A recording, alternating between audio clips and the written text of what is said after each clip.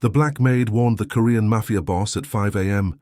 Don't leave the house. By noon, he knew why. Hello, everyone. Before we begin today's story, I have a small favor to ask. Please hit subscribe and turn on the notification bell so you never miss our channel's new videos. It is quick, free, and the best way to support us in bringing you more dramatic stories. Your support means the world to us. Where are you watching from? Drop your city or country in the comments below. Thank you very much. Now let us return to our main character. The night was still thick outside my window when the knocking started. I checked my phone. 5:04 a.m. Nobody comes to your door at that hour with good news. I threw on a shirt and walked through the darkness of my penthouse suite, every muscle tensed. When I opened the door, Esther was standing there, my housekeeper, the Jamaican woman who had worked in my home for the past 4 years. She was always composed, always quiet, always invisible in the way that the best domestic workers know how to be, but not tonight. Tonight her hands were trembling, her eyes were wide with something I had never seen in her before. Fear. "Don't leave today," she said, her voice low and shaking. "Don't go to the meeting. Stay inside. Don't open the door for anyone but me." I stared at her, completely confused. Esther never spoke unless spoken to. She came in the mornings, cleaned, prepared meals, and left without a word. I knew almost nothing about her life outside these walls, only that she had a son back in Kingston she sent money to every month, only that she hummed hymns while she worked. Seeing her like this, afraid, urgent, felt like watching a statue crack open. "What are you talking about?" I asked. "Did something happen?" She shook her head, but her eyes stayed locked on mine. "I can't explain now. Just promise me. Stay home. No matter what you hear, no matter who calls." Everything felt unreal in that moment. The cold Seoul air drifting through the cracked door, the first grey light of dawn bleeding over the city skyline. And my housekeeper, a woman who barely existed in my awareness, now looking at me like I was already dead. I took a slow breath. "Esther, you're scaring me. Tell me why." She hesitated, then her voice dropped to a whisper. "You'll understand by noon." Before I could ask anything else, she stepped back, glanced down the hallway like someone might be watching, and walked quickly toward the service elevator. She didn't look back. I stood there in silence, my hand still gripping the door frame, my mind spinning. Part of me wanted to dismiss it. Maybe she had heard something out of context. Maybe the stress of her life had finally caught up with her. But another part of me, the part that had kept me alive in this world for 20 years, told me not to ignore this. And there was one more reason I couldn't shrug it off. 3 months ago, my father died. His death was sudden. The official report said heart failure. But in the days before it happened, he kept trying to tell me something important, something he said would change how I understood everything. "There are things about our family you need to know," he had said. "It's time I told you the truth." Then, before we ever had that conversation, he was gone. Since then, strange things had been circling my life. A black sedan parked across from my building for hours at a time, my private line ringing from blocked numbers with only silence on the other end. My younger brother, Minjun, who ran our operations in Los Angeles, calling to ask if I had noticed anyone new in my inner circle. No one said anything directly, but I felt it.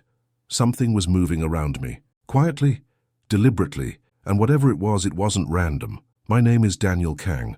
I'm 38 years old. I run the Kang Syndicate, one of the most powerful underground organizations in East Asia. I inherited the empire from my father, who built it from the ashes of post-war Seoul and ruled it for 4 decades. I've survived assassination attempts, police raids, betrayals from men I treated like brothers. I've never once backed down from a fight. But today, I made a different choice. Not from fear, from instinct. If Esther was wrong, I would simply skip one meeting. If she was right, I might be saving my own life without even understanding why. I sent a message to my second-in-command, J1, telling him to handle the morning without me. I gave no explanation. Then I waited. The hours passed slowly. Every sound in my penthouse seemed louder than usual. The hum of the air conditioning, the ticking of the antique clock in the study. Even the wind against the floor-to-ceiling windows sounded like whispered warnings. By 11:30, I started to feel foolish. Nothing had happened. Esther hadn't returned. Maybe I was losing my edge. Then my phone rang. Unknown number. I answered, expecting J1 or perhaps a business contact. Instead, I heard a calm, measured voice. "Mr. Kang, this is Detective Park with the National Police Agency. Are you aware of the incident that occurred at your organization's Incheon facility this morning?" My blood ran cold. "What incident?" The detective exhaled slowly. "There was an attack at your warehouse. Several of your men were killed. We have reason to believe you were present at the scene. My entire body went rigid. That's impossible. I've been home all morning. Silence. Then the detective responded. We have surveillance footage of your vehicle arriving at 8:17 a.m. Your personal access code was used to enter the facility. Witnesses reported seeing you inside before the attack. I gripped the edge of my desk to keep myself upright. Someone had used my identity. Someone wanted me there. And someone wanted the world to believe I was. The detective's voice remained steady, but there was something underneath it. Pressure. Suspicion. Mr. Kang, he continued, your own men identified you entering the building. Security systems confirm your code was used at 8:17 a.m. We have time-stamped footage of your car passing through the main gate. I pressed the phone tighter against my ear. That's not possible. I never left my home. I've been here since last night. There was a pause. Then he asked a question that made my stomach drop. Can anyone verify that? I looked around my empty living room. The silence felt heavy, accusatory. No, I said quietly. I live alone. The detective's tone shifted, becoming more formal. Mr. Kang, at approximately 11:43 a.m., a coordinated attack was carried out inside your Incheon warehouse. 14 of your men are dead. Forensic evidence recovered at the scene includes items belonging to you. We are required to locate you for questioning. My grip tightened on the phone. Questioning? I'm telling you I wasn't there. There was a longer pause. Evidence suggests otherwise. Items with your fingerprints were found near the bodies. My mind went blank. Items with my fingerprints, that's when I remembered Esther. Her trembling hands, her terrified eyes. Don't go to the meeting today. Someone had been planning this, and I had been written into their script, either as a victim or as the villain. I'm telling you, I said, forcing my voice to stay calm. Someone set me up. They cloned my access code. They used a car with my plates. Then a sudden thought hit me. The footage. Did you see who got out of the vehicle? The detective's response was quiet. The footage is corrupted. We cannot identify the driver.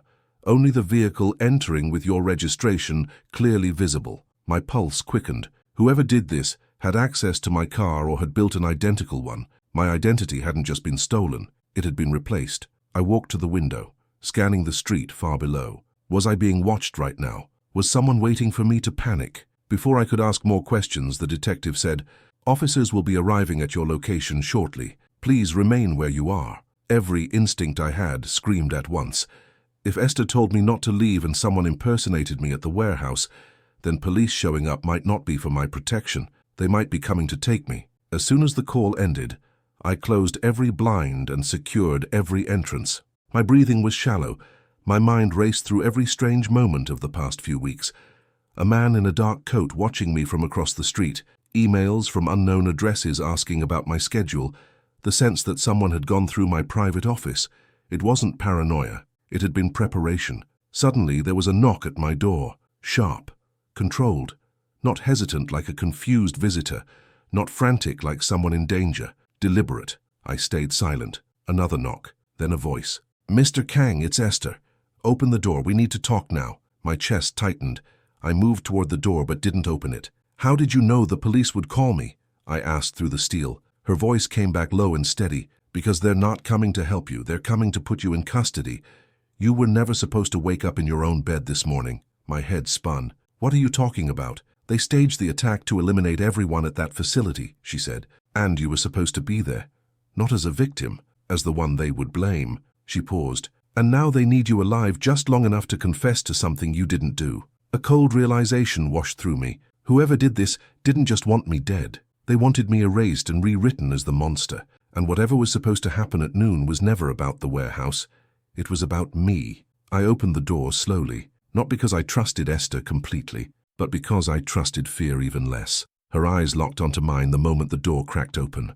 Sharp, scanning, making sure we were alone. Without asking, she stepped inside and closed the door behind her. She didn't waste time. They're already on their way. You have minutes, maybe less. Once they arrive, this building becomes a crime scene and you become the criminal. I crossed my arms, trying to steady my breathing. Why? Why me? What the hell is going on? She didn't answer immediately. Instead, she walked to the window and scanned the street below. Then she lowered her voice. Daniel, I didn't come to work for you by accident. I came here to protect you. Your father asked me to. The words hit me like a physical blow. I stepped back. My father? No. My father was a crime lord. He didn't have maids as guardians. Esther turned to face me. Your father was never just a crime lord. That was his cover. He was part of a covert government investigation for almost 20 years. And you were the reason. My mouth went dry. What does that mean? She reached into her coat and pulled out a small black envelope. Your father knew this day would come. He left this for you. I hesitated before taking it. My fingers trembled as I unfolded the paper inside. There was a handwritten note. Daniel, if you are reading this, then everything I feared has finally happened. You are not in danger because of anything you did. You are in danger because of what you are. There is more to your identity than you know. Esther will explain the rest. Trust her as you once trusted me. Do not let them take you. If they do, you will disappear. Father, my knees weakened. He had known. He had been trying to prepare me. All those times he said, "There are things you don't need to understand yet." I thought he was being secretive about the business. Now those words felt like warnings from beyond the grave. Esther met my eyes. They're not just framing you. They're reclaiming you. Reclaiming? I repeated barely above a whisper. You were never just a syndicate heir, Esther said. Your birth was not a coincidence. Your identity was engineered. Your father discovered a classified biogenetics program connected to powerful families across Asia, strategic bloodlines. When he refused to hand you over, he became a threat. His death was not natural. You were meant to die next, but they found a better use for you. My heart pounded. A better use? As what? She stepped closer. As a scapegoat. They needed someone to justify the next phase of their operation. A manufactured tragedy with your face on it. The realization burned through me. Every strange moment, every shadow I had ignored, all of it had been leading here. So this was all staged to destroy me, I said. Esther's gaze was firm. Not just you, your legacy. Once they declare you a national threat, they can seize every file your father compiled. They can erase the truth he died trying to protect. She reached into her coat again and pulled out a metal key card with a red emblem. This is access to a secure vault your father used. It contains encrypted evidence naming everyone behind this operation. If you don't reach it before they reach you, everything your father sacrificed will be buried forever. I stared at the key card, then at the letter from my father. My entire life, I believed I was just the heir to a criminal empire. Powerful, yes, but ordinary in the ways that mattered. Now I understood the truth. I was never ordinary. I was watched because I was the last piece of a puzzle someone powerful didn't want solved. Suddenly, the distant wail of sirens began to echo through the city streets. Esther looked toward the window. They're here. But she wasn't afraid. And for the first time since this morning, neither was I. Because fear had become something I no longer carried. Doubt. I folded my father's letter and placed the key card in my pocket. Then I looked at Esther and said, "Show me where we need to go." She nodded once. And in that moment, I crossed the line between the life I had always known and the truth I was born to face. We barely made it to Esther's car in the basement garage before the first unmarked black vehicles pulled up to the building's main entrance. The sirens had stopped. They didn't need them anymore. They weren't coming as law enforcement. They were coming as recovery. "Get in," Esther ordered, starting the engine the second my door closed. We shot forward, tires screaming against concrete. Through the rear window, I saw two men in dark suits step out of a sedan, scanning the area. One lifted a radio to his mouth. His face was cold, certain, like a man coming to retrieve property, not a person. Property. As we raced through the streets of Seoul and onto the expressway, a strange calm settled over me. Fear had left my body. What remained was clarity. Something inside me had shifted, like a lock finally turning. After 20 minutes of silence, Esther spoke. "There's something you need to see before we reach the vault. Once you see it, you'll understand why they've been watching you your entire life." She reached into the center console and handed me a tablet. A file was open on the screen. Kang, Daniel, Subject 7B, Designation, Genomic Asset, High Priority, Project Origin Initiative. I scrolled down, my pulse racing as I read. Gene expression charts, blood markers not found in ordinary humans. A note, subject exhibits complete immunity to multiple viral strains, potential regenerative blood properties, subject approved for Phase 2 integration. Phase 2. I swallowed hard. What does this mean? Regenerative. Immune to what? Esther kept her eyes on the road. 20 years ago, your father uncovered a government-backed biogenetics program. They weren't trying to cure diseases. They were trying to create a new kind of human being, people with specific immune advantages, people who could survive outbreaks, chemical attacks, biological warfare. I stared at the screen, light flickering across my face as the truth began to settle. My father was part of this. He was never meant to be, Esther said. He stumbled across it when he found inconsistencies in your childhood medical records. He discovered samples of your blood in laboratories he never authorized. He realized you were being studied without his knowledge. He tried to pull you out of the program, but that was never an option. The highway lights flashed past like comets. I could barely process her words. Me, a subject, a project, a target, Esther continued, her voice firm but controlled. Your father leaked the program's existence to an international oversight board. They ordered it shut down, but instead of ending it, the people in charge erased the investigation and eliminated everyone who knew. Everyone, I whispered, including my father.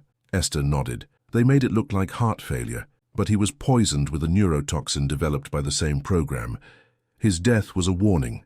I closed my eyes. For the first time, I didn't see my father as a ruthless crime boss with secrets. I saw him as a man who sacrificed everything to protect his son from a world he never knew he was born into. They planned to retrieve you on your 38th birthday, Esther said, but something changed. Your profile was accelerated. A blood test you took last month triggered a system alert. That's why they staged the attack at the warehouse today. If you had gone, you would either be dead or disappeared, dead or erased. And now? I asked. Now they'll frame you publicly, Esther said. Declare you a national security threat. Asset recovery protocol. I gripped the tablet tightly. But why frame me? Why not just take me quietly? Because they don't just want your body, Esther answered. They want control of the story. If the world believes you're a monster, no one will question what they do with you. We turned off the main highway onto a mountain road leading toward a remote area. The trees grew dense, the air colder. My heartbeat steadied. I was no longer in the life I knew. I was in the one I was born for. As we approached what looked like an abandoned military bunker hidden beneath an overgrown hillside, Esther parked the car and turned to face me. You have one last decision, Daniel. Once you walk inside, there's no going back. You will know everything. Your father died protecting the truth about what you are, and once you know it, they will never stop hunting you. I met her eyes. I've been hunted my whole life without knowing why. It's time I found out what's inside me that they're so desperate to control. Esther nodded. I stepped out of the car. The bunker door groaned open as if waking from decades of sleep. And in that moment, I knew this wasn't the end of my life. It was the beginning of the real one. The bunker door sealed behind us, with a deep metallic thud that echoed through the chamber like the heartbeat of something ancient. The air was cold, untouched, as if this place had been waiting, not for just anyone, for me. Esther moved with certainty, leading me down a long corridor lined with steel security doors. I followed in silence, each step heavier than the last. The deeper we went, the more a strange sensation built in my chest.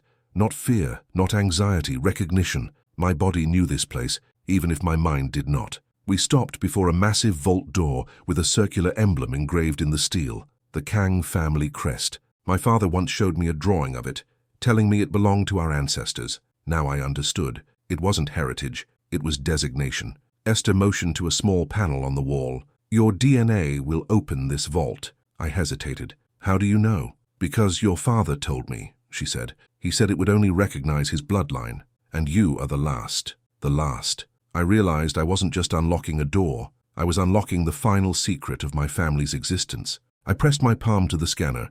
A pulse of light ran across my skin. The vault emitted a soft chime, then slowly rotated open. Cold air spilled out, and with it came a scent that tightened my chest. Old paper, memory, and something else. Home. The room inside was circular. Shelves of black boxes lined the walls, each labeled with coded numbers. At the center stood a glass pedestal, and on that pedestal, sealed inside protective casing, lay a single leather-bound journal, my father's journal. Hands trembling, I lifted the casing and opened to a bookmarked page. There was a letter addressed to me in his handwriting. My son, if you are reading this, then the lies surrounding your life have finally been stripped away. But what I need you to understand above all else is this. You were never an accident. You were never property. You were the first successful proof that human immunity can evolve naturally. They did not create you. You were born with what they have spent decades trying to manufacture. It is not what was done to you that makes you powerful. It's what you already are. You are the future they fear. I closed my eyes as tears blurred the ink. My father didn't just die to protect me. He died to protect what I represented, not a weapon, a hope. On the next page was a final instruction. There is a decision only you can make. At the far end of this vault lies a control terminal. One command will give them what they've always wanted, your surrender. The other will release every classified document connected to the Kang initiative to the world. Once you choose, nothing will ever be the same. I looked at Esther. She didn't try to influence me. She simply said, "Your father trusted you to decide, not as a subject, but as a human being." My legs felt heavy as I approached the terminal. 2 buttons glowed softly under glass. Acquisition protocol, signaling surrender. Revelation protocol, triggering public exposure. If I chose the first, I might survive, but at the cost of my freedom and the truth. If I chose the second, I would become the enemy of the most powerful people on Earth. I pressed the second button. A low hum filled the chamber. A countdown appeared on the screen. Data began flooding through secure channels preset by my father. Evidence, names, financial records, all streaming to global news networks, encrypted but traceable. There was no turning back. Esther exhaled. "It's done, you just changed the world." Suddenly, alarms blared. They had found us. Our time was up. But I was no longer afraid. For the first time in my life, I wasn't hiding behind power. I was standing in the light of truth. "We have to go. Now," Esther said. As we rushed toward the exit tunnel, my father's final words echoed in my mind. "You were not born to be controlled. You were born to reveal what control really is." We emerged into the cold night. Helicopters thundered above. Searchlights cut through the trees. But I no longer saw them as hunters. I saw them as the first wave of a dying lie. And I was no longer running from them. I was leading the fight against them. Because I wasn't just surviving anymore. I was becoming what my father always believed I could be. Not a subject, not a victim, but the beginning of something entirely new. If you believe the truth should never be hidden, no matter how powerful the people trying to bury it are, make sure you subscribe right now and comment where you're watching from. Because this story is not the end.